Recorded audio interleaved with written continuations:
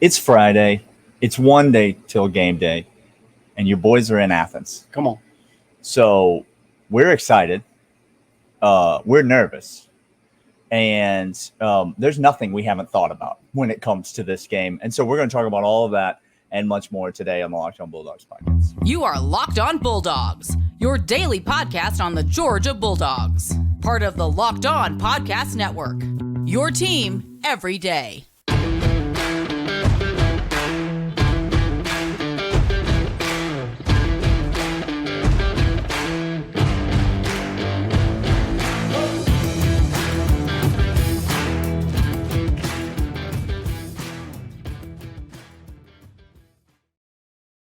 Fam, what is going on? Today's episode is brought to you by LinkedIn. More on them in a moment. Thanks, LinkedIn. Appreciate you always. Your boys are in Athens behind It's us. Athens right out there. It's right out there. Classic Can't city. see it. It's just brightness right now. But It's fine. Trust me when I say it's out there. Just like trust me on all the excited, nervous, and don't sleep on. Daniel and I, we've talked extensively. We chatted. We had a moment to chat before the show. A pre-production meeting today. We so did. That's good. It was filled with complete professionalism. Nothing. There was nothing but professionalism. Thank you. Michael's not even in town yet. And so, I don't know. Maybe do your job. Do your job. Show up to work on time. We're going to talk about the things to look forward to tomorrow, as we'll be at the game. We'll be at tailgates. We'll be seeing y'all. If you are in town, stop and say hi to your boys. Let us know. Reach us up on the subtext over on Twitter. Comment. Let us know where you're at. We'll let you know. We've done this once before, and we got kicked out of a Chili's. Yep. So we will not be going back to that establishment because we are not welcome there. We've been told not to. But come find us. Today, excited, nervous, don't sleep on for Kentucky game. A couple tidbits, couple notes, couple more things that we've thought about. Daniel, let's start with the biggest excitement you have for this game. I talked myself into this, Clint, and I don't need – this is not the time to try to reason with someone. This is not the time. It's Friday. Yeah. Before the game day. Before the game day. So you just need to let me be me right now. Mike Bobo is going to come out and cook in this game. This is what I've decided. I've talked myself into it. I think all the tea leaves point that direction. You look at what Florida was able to do through the air with Graham Mertz, an inferior quarterback. You look at what Georgia was able to do when they finally put their foot on Auburn's throat last weekend and decided they were tired of messing around and turning the ball over, and they wanted to move the ball down the field and score. How did they do that? They marched through the air, over the middle, the deep middle. They exploited what the defense was giving them. Mike Bobo was in his bag. He was recognizing coverages. Carson Beck was seeing the field, and he was getting the ball to his playmakers. Kentucky stops the run. Kentucky struggles against the pass. Yep. Georgia wants to come out and establish things early. I know it's Kirby Smart, Mark Stoops. I know it seems like it has the makings of a slugfest and all of these things. I don't know how the defense is going to play tomorrow. Maybe check back with me in the second segment. check back with me this same segment. But I know that this offense is going to come out tomorrow and cook. I am excited to watch Mike Bobo absolutely dissect the Kentucky secondary. I'm excited to see Carson Beck. I'm excited to see Ladd McConkey in an expanded role. I'm excited to see Brock Bowers continue to do his thing. I'm excited to see Rara and Dom and Marcus and all of the weaponry that we have. I think you could be in for an offensive, dare I say, explosion tomorrow. Georgia first half team total over.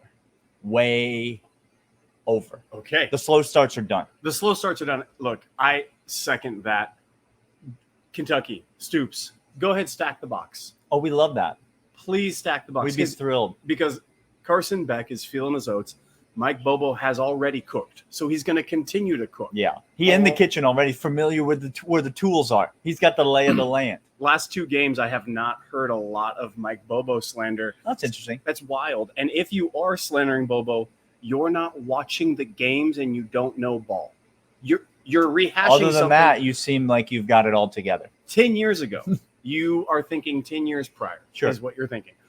Mike Bobo's going to cook. I like that. We said yesterday that the ceiling for this Georgia offense could be 45 points. I don't see any reason to doubt that. I'd go first half over as well. That's fantastic. What I'm excited about is this.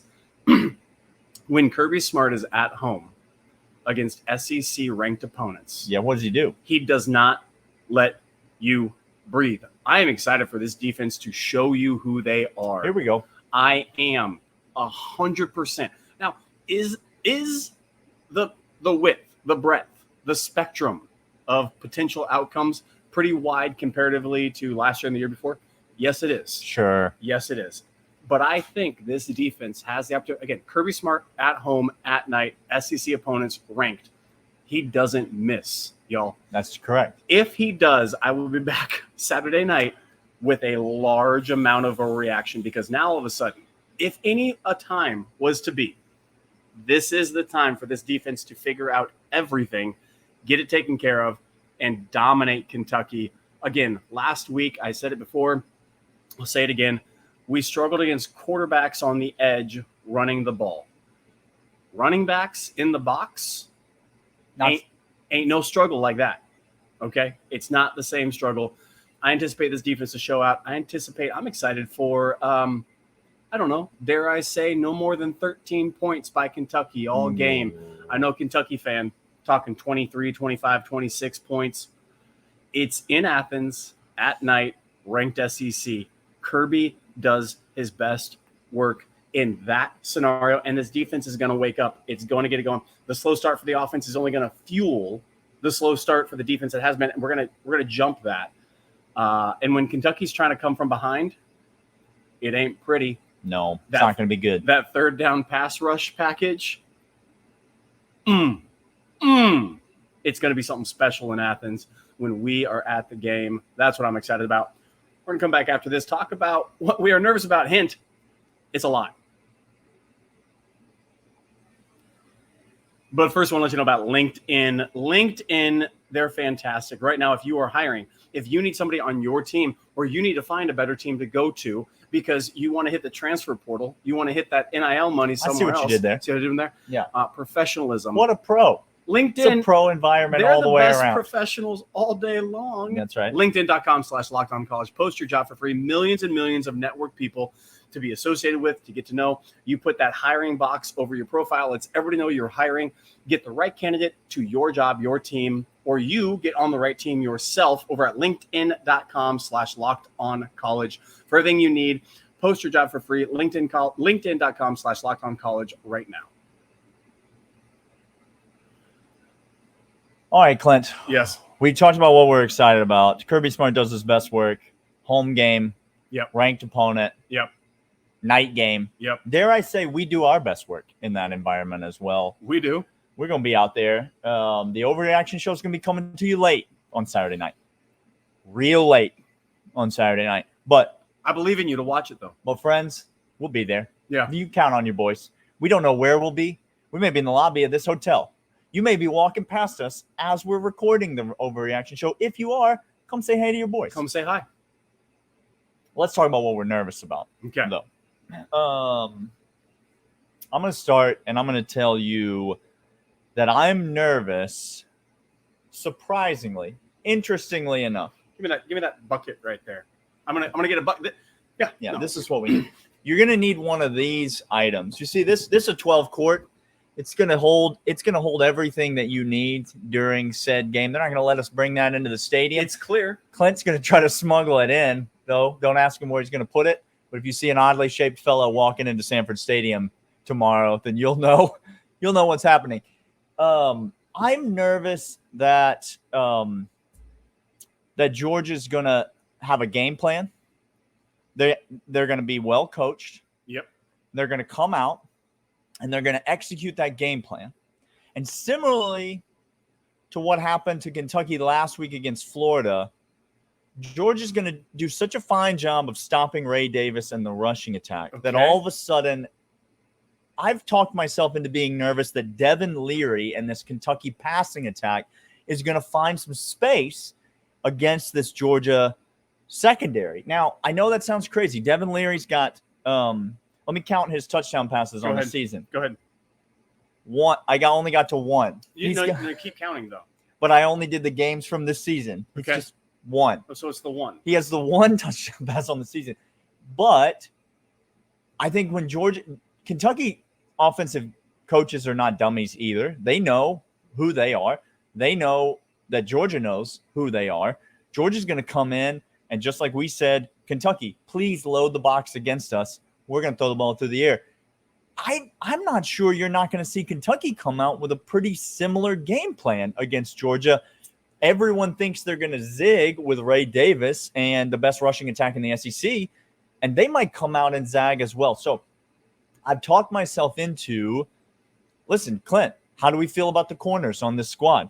Kamari Lassiter, is that the prototypical Georgia lockdown corner, first-round draft pick that we're used to seeing? I don't know that he is. What about on the other side? We got a 2-horse race, and it seems like between the 2 horses, we got about 5 legs total. We just got a bunch of gimpy horses running around out there. A lot of PI calls I'm nervous about, a lot of jump balls, and a lot of number 6 getting beat in coverage and then just bear hugging somebody so that he doesn't have to. And so, Clint, I know it sounds crazy when I say Devin Leary in this Kentucky passing attack, but we said all week, they are a balanced team. They try to be balanced. They are going to throw the football. And if Georgia's not careful, they might have a little success throwing the football, and all of a sudden Kentucky might have something on offense. I'm honestly not that worried at home about the Georgia offense and our ability to score points. I talked about that in the first segment. And we might be exactly reversed on our feelings about this game. But I am nervous about this Georgia defense. I do think we're going to stop the run because the quarterback run threat's not going to be there. But I'm nervous about the secondary. I'm nervous about that second corner position. You can't hide him out there. You can't. And that makes me a little uncomfortable heading into this game. Okay, this is going to sound really weird. Before the season, I was extremely nervous for this game. Yeah, I knew we were going to come to it. And because, again, I respect Stoops. And if you don't respect him, you're joking yourselves. He has built Kentucky into the second best program in the East. You heard me, Tennessee and Florida fan. Like consistently. Thank you. Program, not team every once in a while. Not flash in the pan, win 10 games and print a book about it. That's you, Tennessee fan, by the way, who's already here. That's what you did. I respect him. Don't sleep on those 13 points being in the first quarter for Kentucky. And then I'm going to say more here in a second, but I'm nervous that those 13 points are going to be in the first quarter, and we're going to feel it. We're going to feel that passing attack. We're going to feel those folk trying to get down the seams. And I'm nervous that if that's the case, Daniel, I'm not going to feel great about that situation if it's 13-10 after the first quarter. Yeah. No. How y'all doing? We're just going to feel. That's going to be him. Maybe feel like this. Maybe feel a little confused. Maybe want to partake in some extracurriculars as Coach Beard is accustomed to.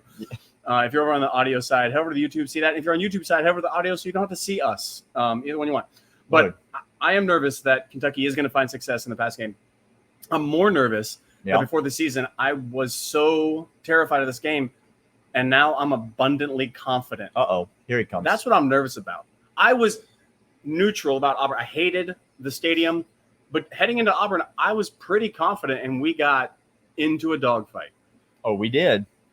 Kentucky now, I was extremely nervous before the season. Now, I'm supremely confident that 13 points is all they're going to get in the first quarter through the air. Come back for don't sleep on for what I think the defense is going to do the second half after Kirby gets them going again. But, man, Daniel, I am beyond nervous that I'm not more nervous for this game.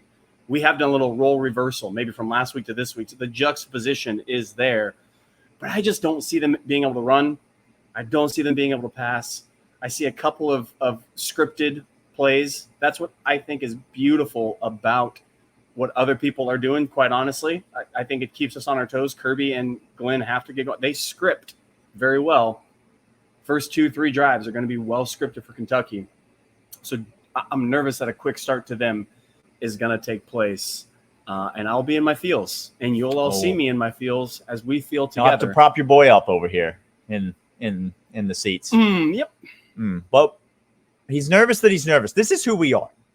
We're just, if you want to know what kind of people we are, he's not nervous about the game. Which therefore makes him nervous about the game. See how that works? No matter what, you need the bucket. That's what we're trying to say. More right after this. and more is, in fact, FanDuel. FanDuel's fantastic. We're going to get into those action items on FanDuel.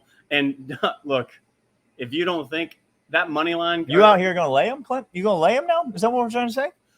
14.5. He ain't scared of it? Come back tomorrow. Maybe over on the Twitter. Maybe it gets bet down a little bit. I don't know. Let's see some action. Man said he might be out here laying them. I might lay the 14.5. 14. It gets down to 14. Quick trigger over on FanDuel.com/LockedOn. Put the promo code in, Locked On. FanDuel.com/LockedOn. $5 in a bet. Whether you win or lose, you get bonus bets back into your account. Hundreds of dollars of bonus bets. FanDuel.com/LockedOn. Get over right now. Make every moment more. FanDuel, great lines, safe, secure. The official sportsbook of Locked On Bulldogs and Locked On Podcasts everywhere. You need to join. New members get hundreds of dollars in bonus bets. You make $5 bet, win or lose, get hundreds of dollars in bonus bets. FanDuel.com/LockedOn. Make every moment more. I teased it at the beginning. Don't sleep on is the third segment. Yeah. Don't sleep on 3 interceptions for Devin Leary in this game. In between the hedges. Here's why. I do think they're going to try to throw. I do think the OC wants to. I think Stoops is going to be balanced. They will not just air it out, quote unquote, whatever that means to you.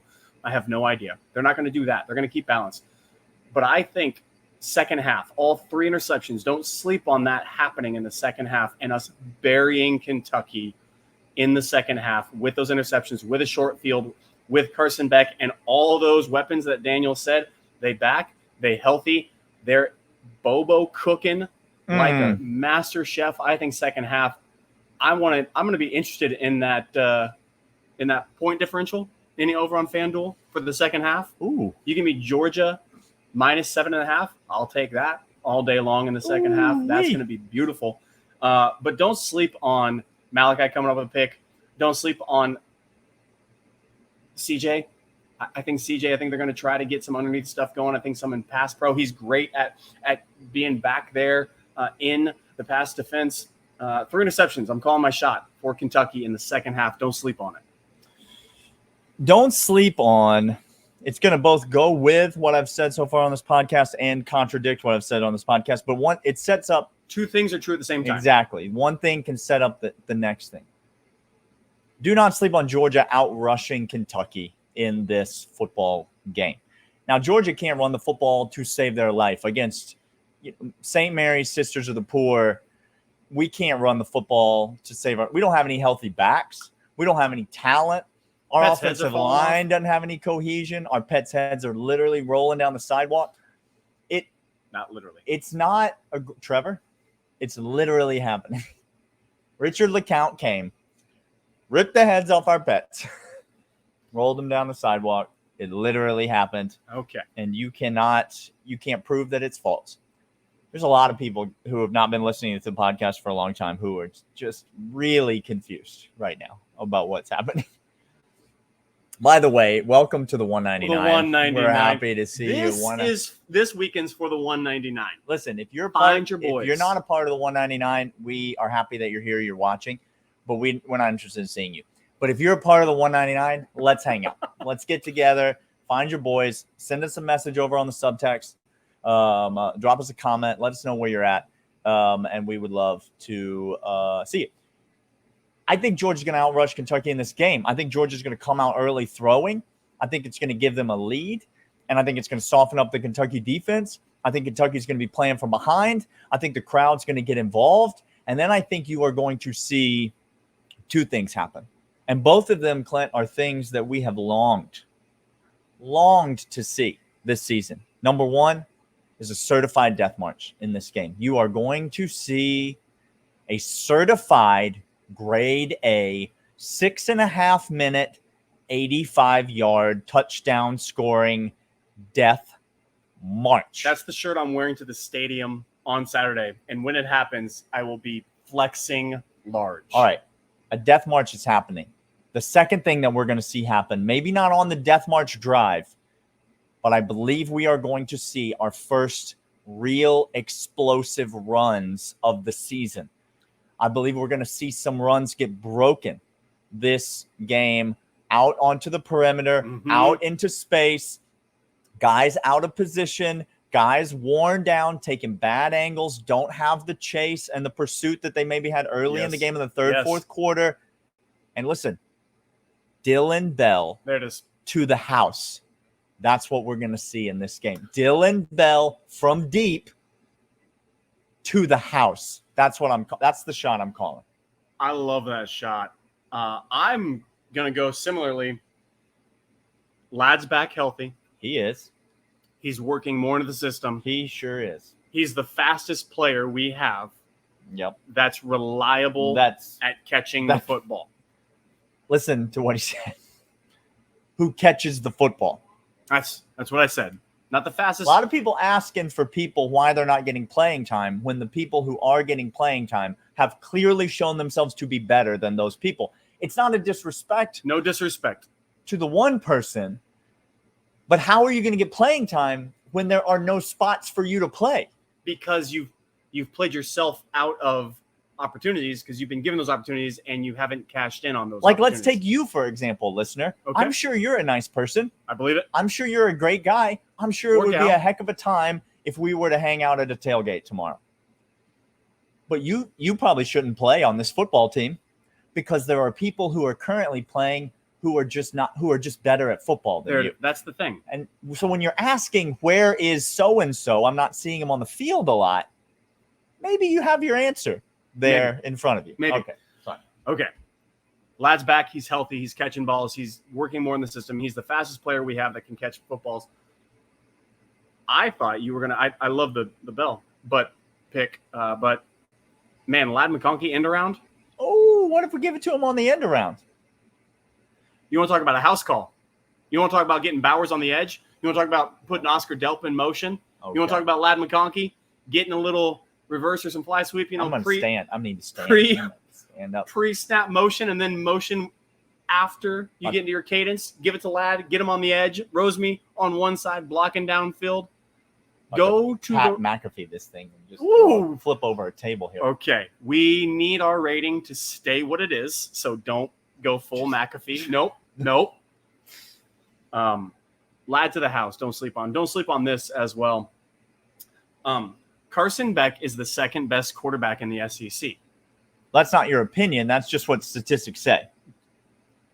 It is not what you think that matters. Oh, interesting. I think many things. Sure. And I've been dead wrong many times. Can't prove that. It's not like it's recorded. It is for everyone to see. Cool. Okay. So I can feel something and it not be true. I know factually correct, statistically correct, in which the phone's going off over here.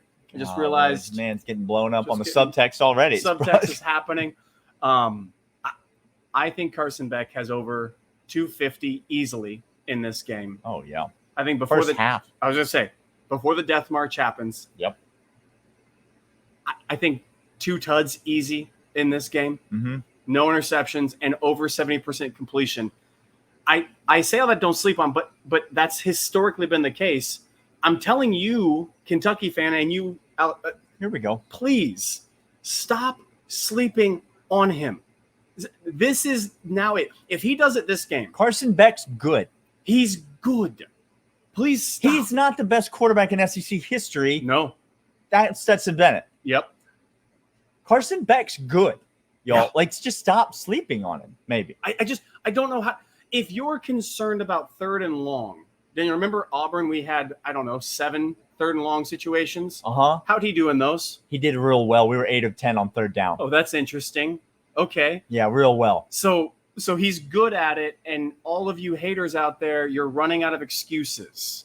Stop sleeping on the man. If we're 3rd and long as Kentucky, I'm not going to be nervous tomorrow night. I truly am not. No. He's poised. He's confident. He can do it. He's fine. Don't sleep on him, please. Don't sleep on me getting in a fight with a Kentucky fan if you keep yelling "Go Cats" at my children. I will say this. There are very few things that will make me visibly and publicly upset. Okay? Internally and privately.